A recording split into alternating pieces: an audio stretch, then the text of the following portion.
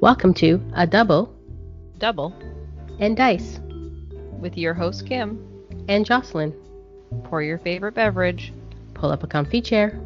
because we are ready to roll. Welcome to episode 121 of A Double and Dice. And today we are going to jump back on the keywords train. Woo-hoo. And we're going to be doing vengeance as our keyword today. I was going to say, Kim, that was a very bright and happy opening for vengeance. Oh, I got to the vengeance. I'm going to try to do Batman voice. No, I'm not going to do it throughout the whole thing. Who's your favorite Batman? My favorite Batman movie? Like, who is your favorite Batman? Like, who's the actor or what Batman is your favorite? Oh. Do you have a favorite? Not really. Mine is Lego Batman. Yeah. Will Arnett, Lego Batman. He's one of my favorites for sure. Yep. Yeah, I don't have a favorite. I know a lot of people like the old school people. I was also, you can't go wrong with an Adam West from TV's Batman. But also, I kind of liked Robert Pattinson as Batman. Yeah, he played a pretty good Batman. I think we might have talked about that in a previous episode when that movie came out, but I called him Emo Batman because he always had like the black eyeliner going on. And he was all like broody, like an emo kid from whatever, the 90s. I like the Christian Bale, even though a lot of people did not, probably. See? See? He was okay. I'm not anti-Christian Bale.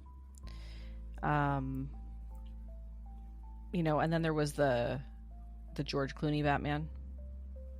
Yeah. See, George Clooney and Michael Keaton, I know they're like old school, but I don't get it.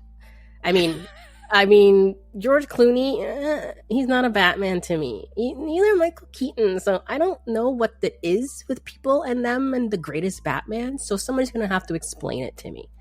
Well, everyone has their own opinion of their favorite Batman. And like, if you said to me, you could only pick one, Jocelyn, you can only have one Batman, it's going to be Lego Batman. That is my Batman. Yeah. So come at me. There's going to be opinions. I just don't understand or get it. Why, people? At Joss Stitch on Discord, JOCE Stitch. Come at me. Let me know what you think. Now we're going to have a whole Batman discussion just for episode 121. Hilarious. The Batman episode. Vengeance. Okay. So we're talking about vengeance today, Kim? Yeah, I think so. All right, well, let's jump in and let's talk about vengeance. And I will read you the keyword vengeance, which says, vengeance effects take place when you, Kim, specifically you, only you, no, the player, is dealt damage and the character with vengeance is active. So basically you have a character with the vengeance keyword active, and you as the player take damage. How do you take damage? You would take damage from overcrush? Combat damage, Yep. non-combat damage. So any type of damage, not life loss, to be specific. No. Right? It is damage, so not life loss. But it would be combat damage or it could be ability damage. It doesn't say it has to come from a character or an action or anything specific, so it's just damage dealt to the player. So attune would work, right? If the attune damage is dealt to the player. So we haven't done attune yet, though. No, it's too much for attune. Nobody knows about attune. Yes, they do. Remember, this series is about ones people don't know about, nor do they want to play with. Not necessarily. You could do attune by yourself. I don't think you can attune by yourself, but you need at least a basic action die. So, on that note, we are talking about vengeance, and we have defined vengeance. And Kim, how many cards have the word vengeance on them? A whopping 6. And only 2 characters. Yeah. From which set? World's Finest, one of my favorite sets. Oh, very good. Very Yes. good. So where do we want to start? Should we start alphabetically? Always. All right. So the first one is Batman, trademarked, Terror of Crime Alley. He is a 5-cost mask with the Batman family affiliation, and he has vengeance. When you take damage, spin each of your Batman trademark dice up 1 level and deal 1 damage to target opposing sidekick. His stats are 143, 254, 265, which would be the same for all three of these Batman cards. And he also has a global. Pay a fist, KO target level 1 villain or Superman affiliated character die unless an opponent pays 2 life. Not bad. Yeah, it's not a bad start to Vengeance. That was a 5 cost. His other one is a 6 cost. Crime Fighter with Vengeance. When you take damage, deal 4 damage to target villain or Superman character die. And he has the same global on him. Pay a fist, KO level 1 villain or Superman affiliated character die unless an opponent pays 2 life. So both of those have to do with the Vengeance, it has to stay active, right? It has to be active when you take damage. That's what it said. Yes. Where did it say that? No. Vengeance effects take place when you, the player, is dealt damage and the character with Vengeance is active. It says it in the keyword definition. Yes. Well, it has to be. It has to be active when you take the damage. Yes. Right? Yeah. It has to see the damage taken. So, the reason I'm saying that is because the stats, 3, 4, 5 on the defense aren't terrible. They're not fabulous, but they're not terrible. So, rounding out our Batman trademarks, we have Speedy Recovery, who is the 4-cost mask, Batman affiliated. I will comment that all 3 of these are commons, so they might have been in the starter. Possibly. Whenever you take damage, KO a Batman trademark die and return it to the field zone at level 2, no matter how many Batman dice you have in the field zone. Why? KO a Batman die and return it to the field zone at level 2. I guess if you have it on level 1, at a level 1, you could KO it and bring it back at level 2, and then maybe there's some kind of combo with KOing your Batman dice. I don't know. Yeah, Suit Up. Suit Up didn't have a Batman. Yes, it did. It had a Suit Up Batman with Thomas Wayne. Thomas Wayne. Yeah. You're right, it did. Mm-hmm. Good thing one of us plays this game. But it wouldn't matter because I think that one said to bring it back at level 2 anyways or something like that. I have no idea. I'll have to look it back up. But maybe there's something else that triggers off the KO. Yeah. So that is Batman trademarked. All right. Next one is Commissioner Gordon. Rallying the GCPD. Gotham City Police Department. 4-cost fist. Vengeance. When you take damage, spin all of your Commissioner Gordon and Batman dice in the field zone up 1 level. And the global is pay double fist, deal 1 damage to each player. His stats are 012, 024, and 144. So he's got a global built in that allows him to trigger his Vengeance effect. Pretty much. But you gotta play double fist to do it. It's an expensive global. There's gotta be cheaper ways. There are other ways, yes. So then we have Commissioner Gordon calling in Batman. 4-cost fist. When you take damage, search your bag for a Batman die and add it to your prep area. Same global, double fist, deal 1 damage to each player. Same stat line. And I like that one better because you get to bring something out of your bag. Yeah, but you just hope that it happened. You already have a Batman purchase, though. You kind of, and it has to be in your bag. Mm-hmm. That's the only stipulation.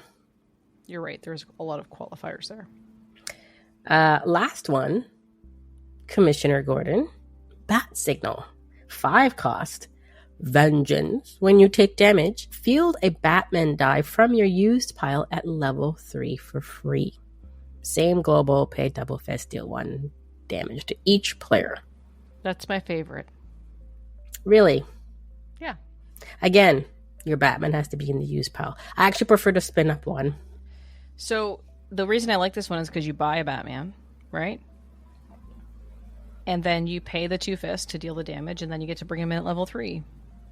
So basically, for an additional 2 cost, you can bring your Batman die in. Yeah, but he costs 5 to do this. Right, but Batman on level 3 normally is a 2-cost fielding or more, right? If you think about some of the Yeah, Batman, it could be a newer 3. sets, could be a 3-cost. So basically, I look at it as you purchase the Batman die, it's in your use pile. You're buying the die for whatever it costs, 4, 3, 7, whatever. And then for I don't think it's a 7-cost Batman, but okay. Well, I'm gonna check now. And then you just pay 2/5, and you can basically field it at level 3, right? It doesn't have to go through the bag. It doesn't have to go through rolling. You just immediately get it on level 3. Okay, Batman, sort by cost. There is a 7-cost Batman, but it's Black Lantern Batman, so that one doesn't count. Batman Crime Fighter is the most expensive one, which is a 6. There's also a Fear as a weapon. Batman Inc. 6 costs. Okay, so you get your 6-cost Batman. Are you happy now? That you paid 5 for Commissioner Gordon. Well, you don't have to have an expensive Batman. It could be a lower cost Batman, right? There's Batman at like 3 cost, I think. Is there? No, 4 cost is the lowest. Yeah. So Suit Up with Thomas Wayne, yeah, it was the Batman. And if you bring it at... No, you have to KO the Batman to bring Thomas in at level 2. So, meh. There. Nah.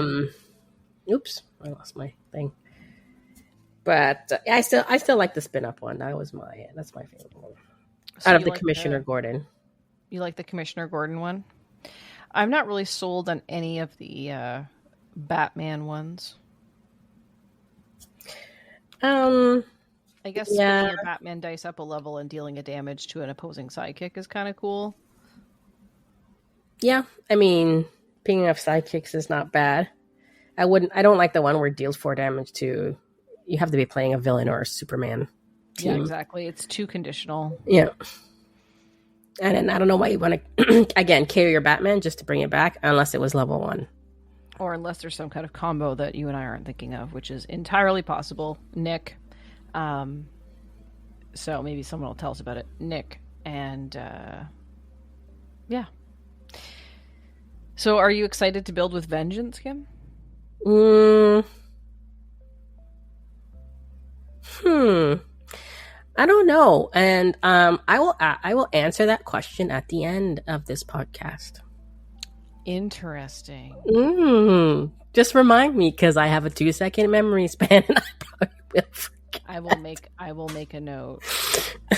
Is Kim excited to build with Vengeance?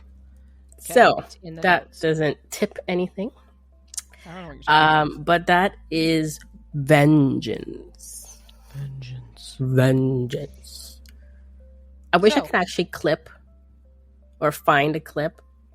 I don't know if Batman ever says vengeance in any of his movies. I'm sure that at some point Batman has said vengeance. I'm totally going to try to find it. I'm going to have to put it in this podcast somewhere. I certainly hope you do. If you find it, then... If I find it. That's the thing, is like, out of all the Batman movies, which there was a lot, does he say vengeance in any of them? Don't know. Well, I guess we'll find out. I'll find out, yeah. Or you'll find out when this podcast hits. All of those are options. Yes. And there you go. Vengeance. All right, so shall we move into the dice bag? Yes, and we have quite of a dice bag. There's a lot of conversation. Some of it maybe not relevant, but to the episode. I think we only copied the stuff that was relevant, right? I don't know. I just copied everything. Okay. So we heard from Bookmaker Makes on the YouTube, and Bookmaker Makes responded to our question about the Dice Masters history, how Bookmaker Makes got into Dice Masters. So Bookmaker Makes said they pretty much got into Dice Masters from the start. They got the Uncanny X-Men starter and pretty much fell in love. Went back to the store and grabbed everything they could the next week, where they got Avengers vs. X-Men and Gravity Feed, where I netted his first super rare, which was Scarlet Witch Controls Probability. A few of his friends had also heard of it, and they started a minor league that only lasted about a month before they started to lose interest due to Dice Masters' first problem product rollout. The comic store was having an impossible time getting product in stock, never able to get more than a single case of Uncanny X-Men, and even then, about once a month. By the time the Yu-Gi-Oh set rolled out, I permanently lost half of my play buddies, and with Yu-Gi-Oh came Dice Master's second problem, set language. It's simple enough, though annoying to know that when a Yu-Gi-Oh card says monster, they mean character, but then you add in the next level set featuring Dungeons and Dragons where there is an actual monster affiliation, and I lost just about all of my play buddies. They couldn't get their hands on the product, and even if they did, they no longer understood how the game was supposed to interact with itself. Soon enough, he had to move, and did so with a couple of boxes of Justice League under his arms, only to find the game didn't exist anywhere. The few people that had heard of it scoffed at the thought of trying to sell it, and he said he was driving back and forth between his new address and his old D&D group, which also shared some of his Dice Masters buddies, but their love for the dice had died, and with the stores having a difficult time with obtaining and selling the product, they gave up entirely. So it wasn't really until after the pandemic that they found out that they had missed on 42 set codes, whether it was a campaign box, booster set, or team pack. Ever since, it's been a long, hard road of building up the collection, and proud to say that they've built 15 teams that they most likely will never play. I don't think I'm ever going to break any of those teams down, even if I do find out the hard way how bad that team is. But getting your butt handed to you in a game of cards and dice is part of the fun. It is. They thank us for providing them with more Dice Masters contents than WizKids is. So I mean, I think the thing we want to put out there is that there is Dice Masters Online. It has been maybe a little bit less than it has been in the past, but there was times when it was played every week online. And I think there still is an every week or almost every week event happening with Dice Fight. It is on European time zone, so we live in Eastern time, so it's usually around like 4:00 Eastern time. But there are some folks that get on almost every Thursday and play online just using webcams, so that's something that you could do if you're interested in. You can also drop a note in the Discord to say, hey, I'm looking for a game, and there are people that will pick it up, right, Kim? Yeah. Like you. Sometimes, and other people too. So thanks, Bookmaker Makes, for sharing your story, and it was great to hear about it. It's tough. There's been some tough times, but we're happy to be here still talking about the game. Yeah. Thank you for writing that out and letting us know. Mm-hmm. A lot of the conversation in the Discord also came from Bookmaker. So Bookmaker had a question, which was, if you had to invent new features or abilities for Dice Masters, what would they be? So Bookmaker had invented something called a local ability. Like globals, they can be activated at global speed, but unlike globals, only the player who owns the card they're printed on can activate them. The downside, they don't usually provide much value, or they horribly increase the purchase cost of the card they are on. He would have globals in red print, while locals are in blue. Globals can be used against you, so they are danger red. Locals cannot, so they are safer blue. And somebody we haven't heard from in a while popped up. Mm-hmm. It was Yort.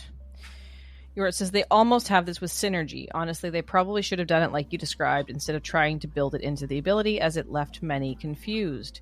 Look, we have our next keyword. Mm-hmm. And then Nick piped up, Jackalope's band. Synergy requires a character to be active too. There's a few non-synergy abilities that feel like it as well, but it still requires it to be active. And he gives the example of Loki Lofferson. And Bookmaker said that they looked into synergy, and there was only 5 cards from a single set, so that didn't start or end well. I don't know what set synergy was in. Like what got introduced? Oh, Green Arrow and the Flash. Yes. Mm-hmm. So, and Bookmaker continued with, I was originally thinking the downside to a local would either be an effect that didn't do much on its own or raises the purchase cost of the character or action die so it becomes financially obsolete on your team. But synergy costing 2 different yet very specific energy types like a fist and a shield interests them. It would make it harder to pull off and require you to hold back more energy in your reserve pool, potentially just losing it in clear and draw steps. A good game balance would probably do a little bit of all 3, but if they had to pick only one to test with the new set, they'd go with the energy type first and then see how balanced that is. Yeah. This is definitely, keywords is definitely bringing a lot of conversation in our conversation channel. There was one other little piece in here that came from Jackalope Spam Nick that said, by the way, the main difference between the versions of Railroad Inc. is the expansions included. Each of the main game versions, blue, red, green, and yellow, come with 2 mini expansions that are all different. Otherwise, core gameplay is the same between versions. There's a lot of other mini expansions too, separate from those 4. And Railway Inc. was one of the ones that we talked about in my Gen Con episode. Yeah. My Gen Con episode, Kim. Yep. Mine. So that was the Discord. And the YouTube. And all of the dice bag. Yep. What is next on the agenda? Oh, we are booting today. We are. We're moving fast. Wow, we're on the train. That's why. Remember, toot. We're on the bullet train. You're thinking about the Railway Inc. from last episode. That's where train came from. You ever watch that movie? The one with the bullet train with Brad Pitt? No, I did not. I saw previews for it. Was it any good? It's actionable. You should watch it. It has action. Okay, cool. It's decent. We're moving on to what other things we have been playing. We still don't have a title for this. Other games we have been playing. Random collection of things Kim and Jocelyn have decided to talk about. Random things. Random game-related things. And you won't believe what I played recently. No one's going to believe this. No one's going to believe this. Are you ready? I'm sitting down. I hope everyone else is sitting down. I played Dice Masters. What? No, wait. I knew. I'm not surprised because I already knew. Yes. Mr. Raw Travel reached out to me and I said, yeah, just give me some time because just with it being summer busy, right? But we were able to get a few games in. Nice. How was it? I felt a little bit. I definitely need to dust off the dust. Yeah. I haven't played since like last year, October or November. Yeah, that's about how long it's been since I played as well. So I had to go find.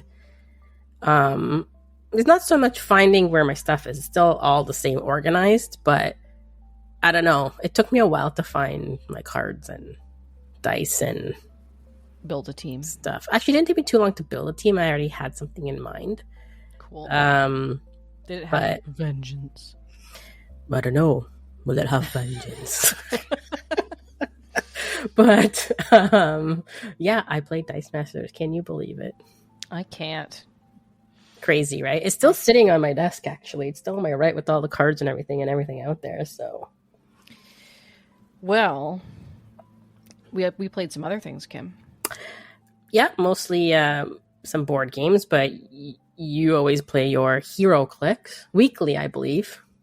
We do play HeroClix weekly. Yeah, every Thursday. But I also went to Canadian Nationals, which was recently, right? Yeah, after we recorded the last episode and before we recorded this one. Gotcha.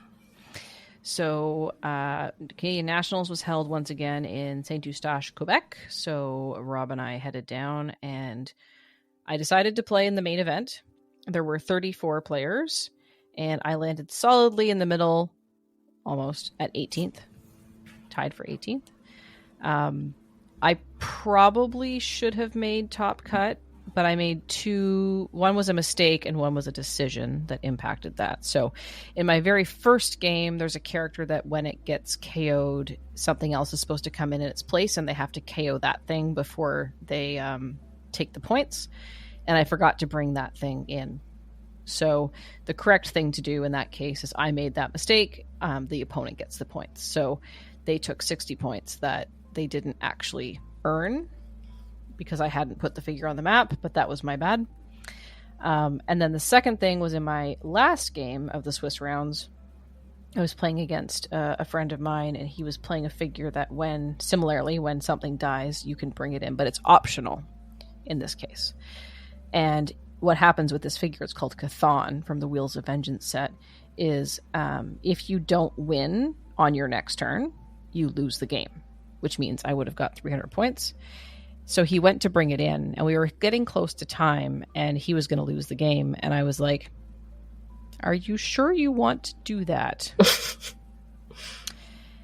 And he was like, yeah, I want to try and get some points. And I'm like, we haven't finished the current action yet.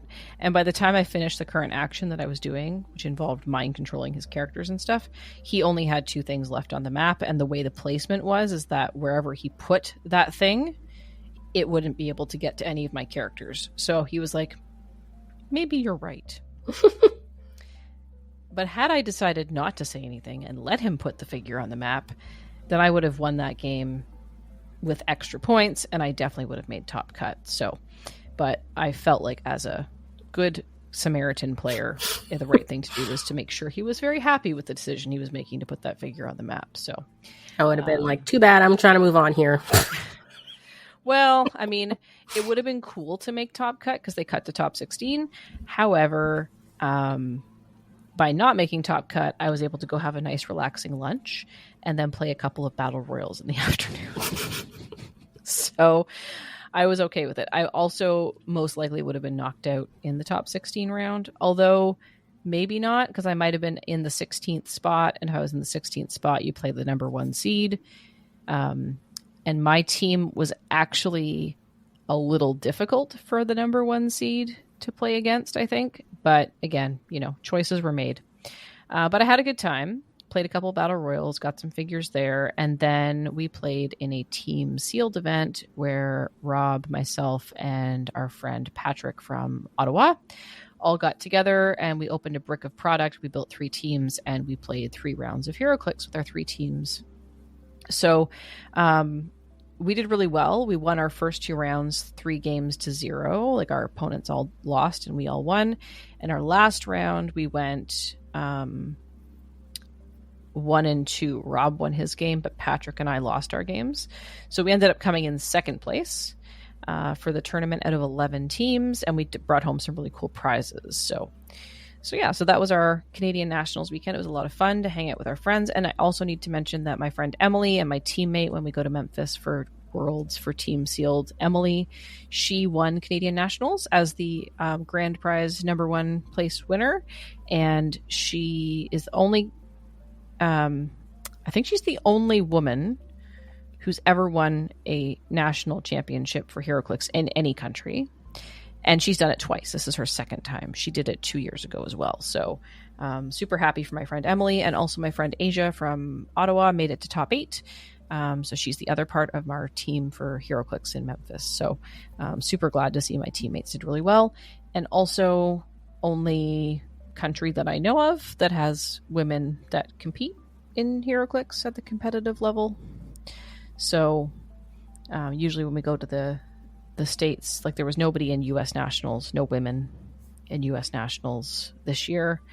And there are some women that play HeroClix, but most of them don't play at the competitive level. So super glad that Canada is representing. Nice. So that is my HeroClix. And then after that, we had someone come visit us in town. We did. A wild Matt appeared. Mm-hmm. A wild Matt appeared in Toronto this past weekend because he went to the DLC for Lorcana. What does DLC stand for? Do you know? I thought it meant download content. Maybe it's Disney Lorcana Championship. Okay, well, they shouldn't call it DLC because DLC means something else too. But if I had to guess what it standed for, I'd say Disney Lorcana Championship. But if I didn't know about Lorcana and you told me DLC, I'd be like, download content? Yeah, I don't know. I would never put those two together. Anyways, yes. He came in for the Lorcana tournament. He came in for the Lorcana tournament, as did our friend Petrus, although I didn't get a chance to see Petrus. Did you see Petrus? No. So a wild Matt appeared. He made it all the way across the country to Toronto, and after some completely irrelevant problems with the train, he got to the city, and I think you guys went to a Jays game, right? Yeah, on the Thursday we went to a Blue Jays game, and they won. Woo! Nice. And then we made Friday, it just in time. Yeah. For the win or for the game? For the game. Yeah. And then on Friday, you came back into the city again. Yeah, there was a lot of traveling that week. Yeah. Rob and I came in as well. And we met up with the two of you and Matt, and we had dinner and gelato in quotation marks. It was really just ice cream. But that was a nice little hangout. So and you said two of yous, meaning not two Kims. No, you and your husband, Dave. Yeah. You said two of yous. And me and Rob. And then Matt. Yep.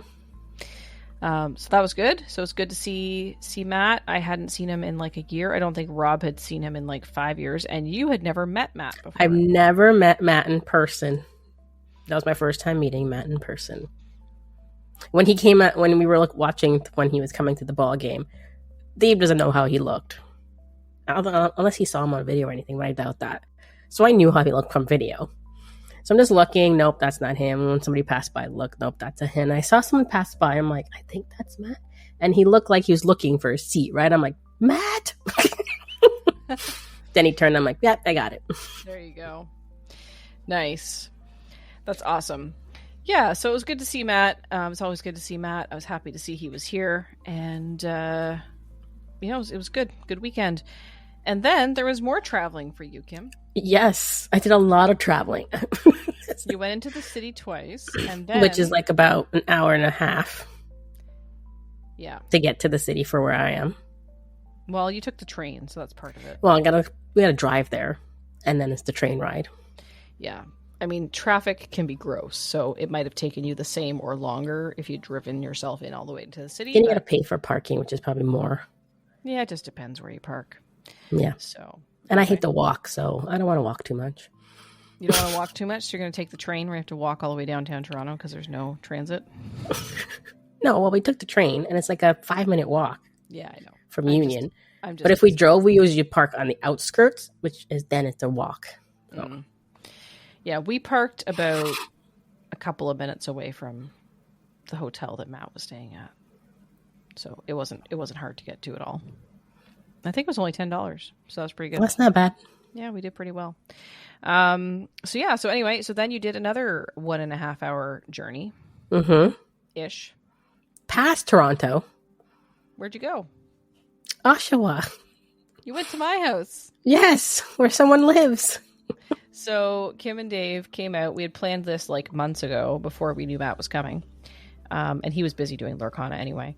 But we had planned it months ago. We've been talking for years, literal years, about Kim and Dave and Rob and I getting together to do some board games. And we finally did it. We finally put a date on the calendar, which was this past Saturday. It was a very exciting date because it was exactly 1 year since I closed on my house. Mm-hmm. And it was also would have been my mom's birthday. Mm-hmm. So anyway, so Kim and Dave came out and we played some games. We hung out. We had a meal, and it was good. We had a great time. So we started with, what's it called, Kim? It's So Clover. It's So Clover. That was so fun. Yeah, definitely has you thinking. It's like a word game, but you got to come up with words for like meaning for like the same. So you have two words, and you have to come up with like something that matches those two words, but it has to be one word. Yeah, so basically you have a game board that's shaped like a clover, and there's 4 little bumps on it, let's call them. Yeah. And then you have these cards, and each card has 4 words on it, 1 on each corner, they're square, or 1 on each side. And in the center, they have that little open in space, so you can pop them right onto the clover. So when you do that, there's 4 of them, and if you have the clover on the top, it'll have 2 words, and you have to figure out one word that would connect both of those words. So if you were looking at it, I was trying to think of the ones I did, but I took pictures. You did take pictures. So I have examples. Mm. So one of mine was syrup room. That was your 2 words. That was my 2 words, syrup and room, because you put them on randomly. You don't have to choose. So I ended up with kitchen for that, was the word that you had to guess from. I had life stitches. So I said cardiologist. I had garden field. So I said soil. And then I had flute glasses. So I said champagne. And then how it works is once you have sorted all that out, you have to remember what your words are. You grab a random card from the box. And you take the cards off of the clover and randomly mix them up. And then your the other players in the game have to try and put the cards correctly on the clover. And if you get all 4 of them right the first time, you get 6 points, I think it is. Yep. And then you get 2 shots. So if you settle on it and then the person whose clover it is looks at it and says, okay, well, these 2 cards are wrong. You pull them off. You're going to get 2 points for each of the correct cards. And then if you fix it, you get another 2 points for each card that's corrected. So it's kind of a, what do you call it? A cooperative sort of game. You're working together. Yeah. So anyway, it was super fun. We had a really good time doing that. So we played 2 games of that outside in the afternoon before we had dinner.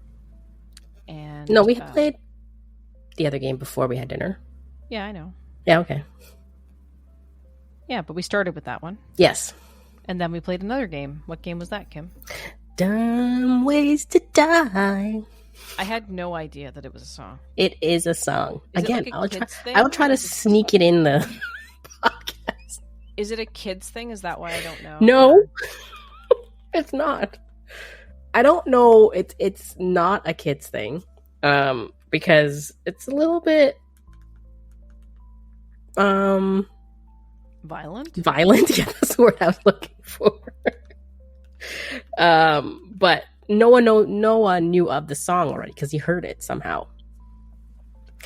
So yeah, and that's how I heard it, and I did not know it was related to the board game. Yeah, so I talked about this board game last episode because Rob and I demoed it at Gen Con. We demoed it at the Spin Master Group booth in order to get promos for Marvel United for friends of ours. So we got it at Gen Con. It was a good price. We got the expansion that was included. I had no idea it was a song, but basically the premise of the game is each player gets 3 beans, which are basically your lives, and you deal cards out of the deck, and there are accidents, and then you can either, like, if you have a card that mitigates the accident, you can play that card, or if you can't mitigate the accident, then your bean just dies, and then you have 1 less bean. There's also death cards that you can't really avoid. So if you pull a death card, you're just screwed. There's a death card, and there's ways for you to mess up the deck, like reorganizing the cards and things like that, so that your opponents might pull a death card and things like that. So it was fun. We played 3 games of that. Yeah, 2 then and then 1 later, right? Yeah. Then we had dinner. Dinner was good. It was awesome because Jocelyn made homemade burgers. Jocelyn made homemade everything. Yes. By the way, I had your salsa today. Yeah, how was it? Good. We had it with our tacos. Yeah, I realized after I sent you home with it that when I made it, I forgot to put the garlic in. But you know what? I think it was fine. Yeah, so. It was perfectly good in our tacos today. So yeah. So I have a tendency to prefer to make things from scratch. So I made my own burgers that were seasoned. I seasoned them and made them, formed them, whatever you call it.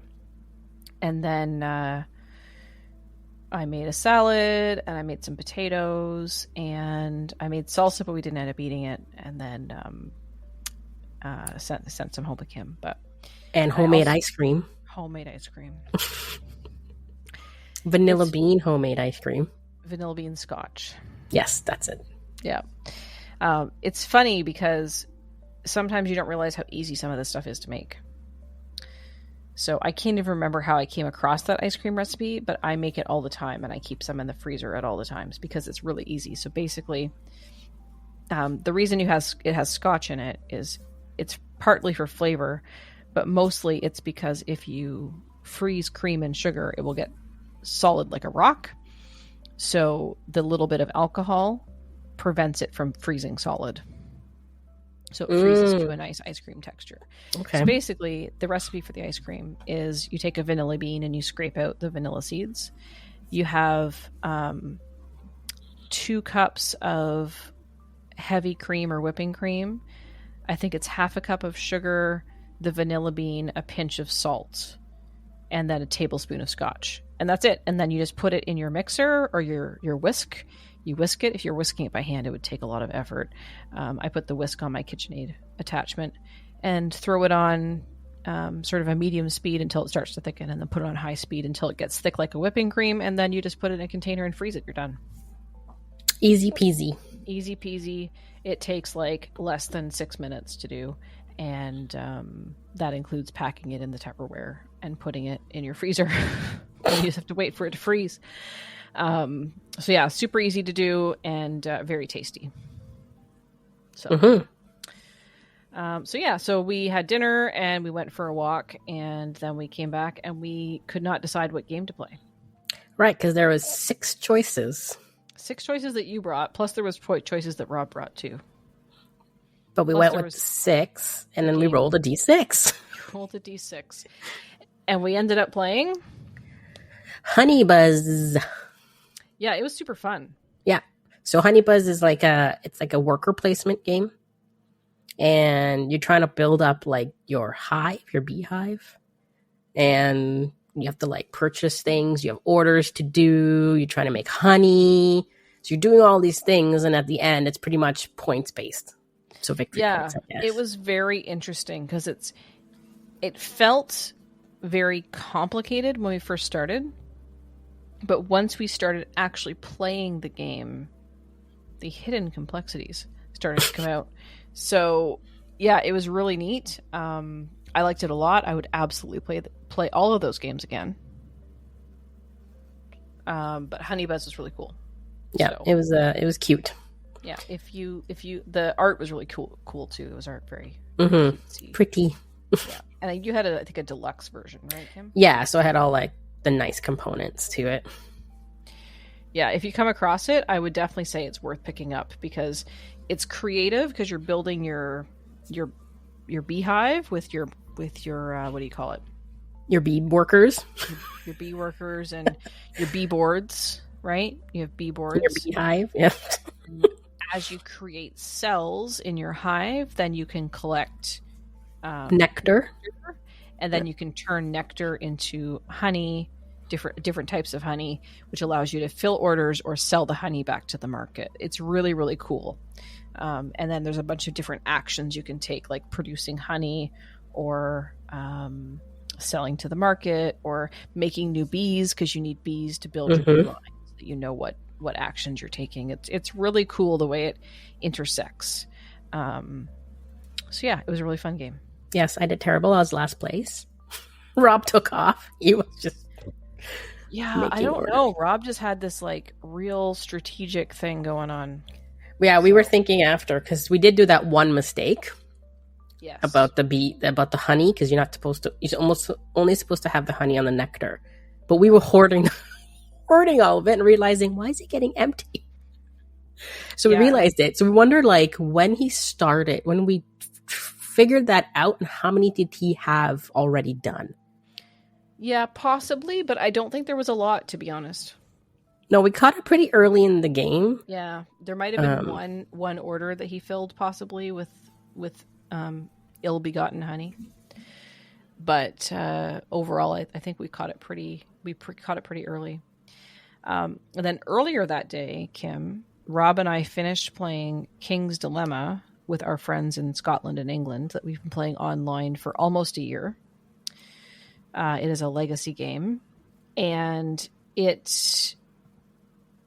we played 15 sessions of the game. It's crazy. So there's 15 like king dynasties, and then the last session was a like the final battle.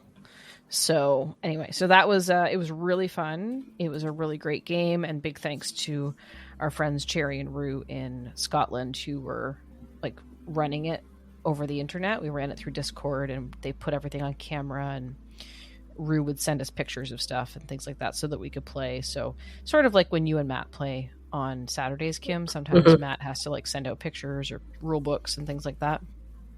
So we've been playing that game off and on for a year. 15 weeks was the actual, or 16 weeks was the actual number of games we played, because there's vacation and what have you, right? So but that was really fun. We played that in the morning before you came over.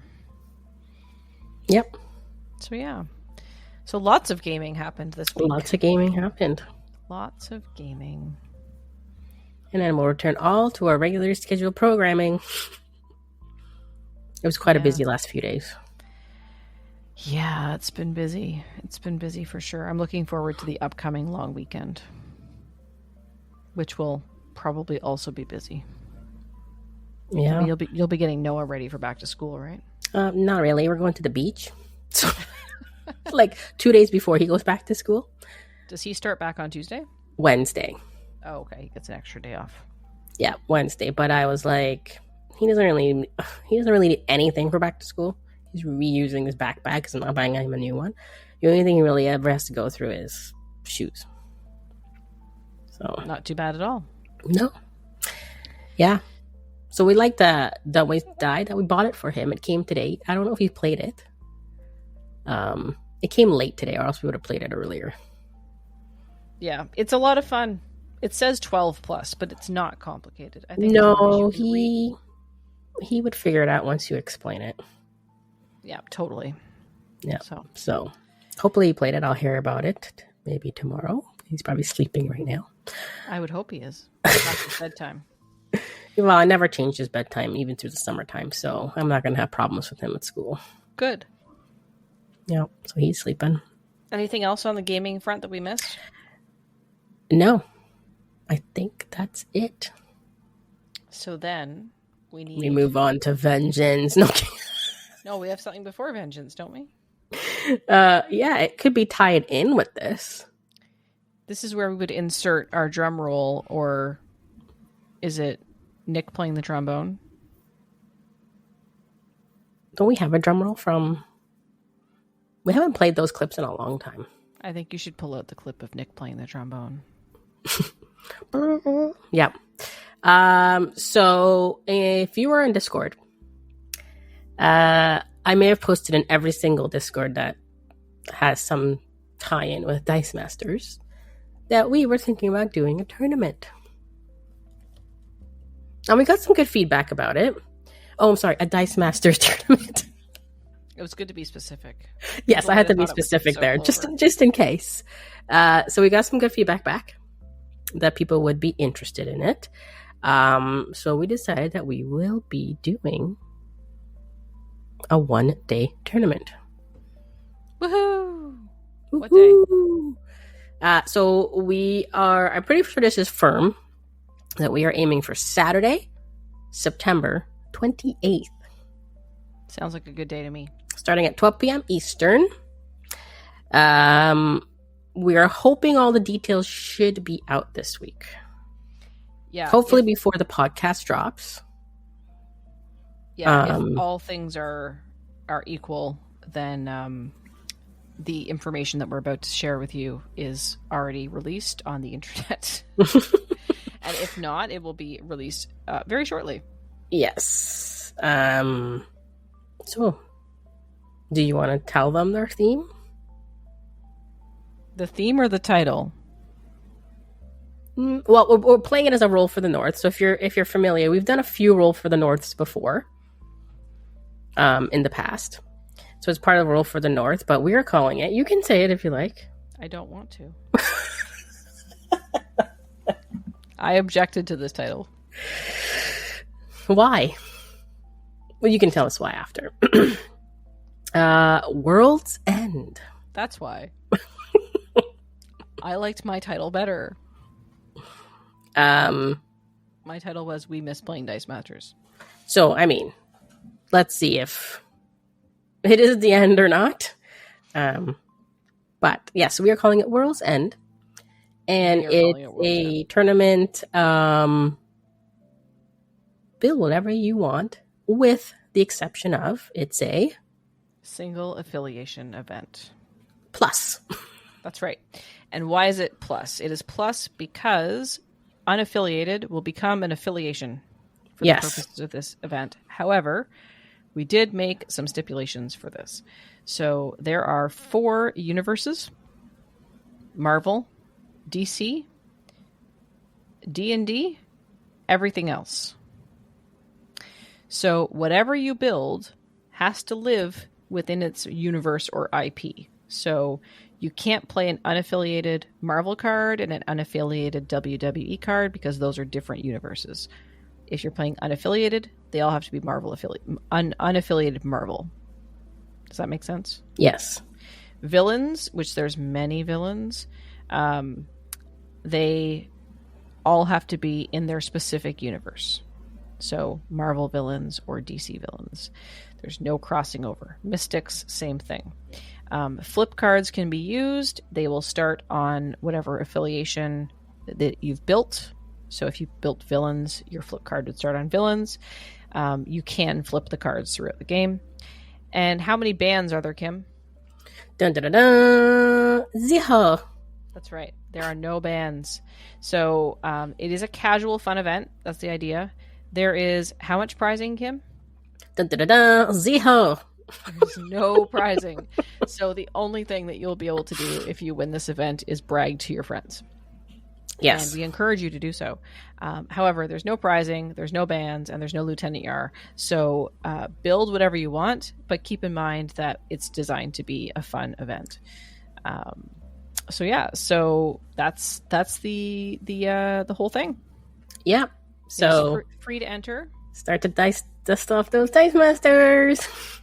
So, Kim, are you going to build with vengeance? So, this may give it away or not, but one of the affiliations that I'm thinking about, probably 99% I might go with it, might be using one of the vengeance cards that we talked about today. So that would be a Batman affiliated team? Or, yeah, a Batman affiliated team. It'd have to be Batman affiliated because all 6 of them are Batman affiliated. So, one of those cards might make it on the team. We'll see how it plays out. Yeah, so it's going to be a one-day event. There's not going to be any commitment for weeks and weeks on end. You're going to come out, you're going to play probably 5 rounds of Dice Masters and have some fun on the internet with your dice and your webcam and your friends that you play Dice Masters with, and then you're going to go on about your day. So it's super easy and super fun, and you can sign up on Challenge and make sure you're on the dmNorthTV Discord in order to participate. Yes, you have to be on our Discord, and you have to be part of the tournament roles, so you can see all the tournament stuff. But all that stuff will be explained once the article goes live. Excellent. So we hope that you come out to the World's End Dice Masters tournament on September 28th, the date, which is mostly firm. And if it changes, then this podcast is out of date. So, so that's exciting. We're excited to do that. I think it's going to be a great time, and we hope that as many people as possible come out. I think we did put a cap on it of 32 players, but I think that we're also flexible on that. So. But sign up early and invite your friends. Yeah.